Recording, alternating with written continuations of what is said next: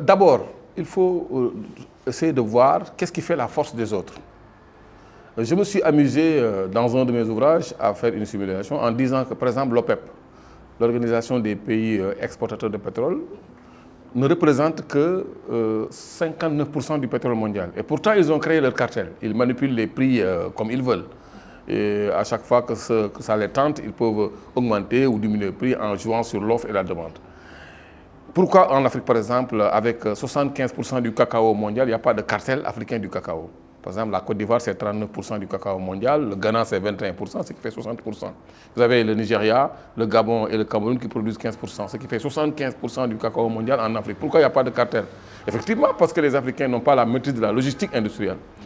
Si vous avez du cacao et que vous n'avez pas les moyens pour le transporter, vous n'avez pas de plateforme industrielle pour l'exploiter, vous n'avez pas de banque pour trouver les circuits financiers qui sont idoines, vous avez des problèmes. Donc, par le simple fait de la maîtrise de la finance internationale, de la logistique internationale, les multinationales font ce qu'elles veulent sur le plan donc, de la production agricole en Afrique.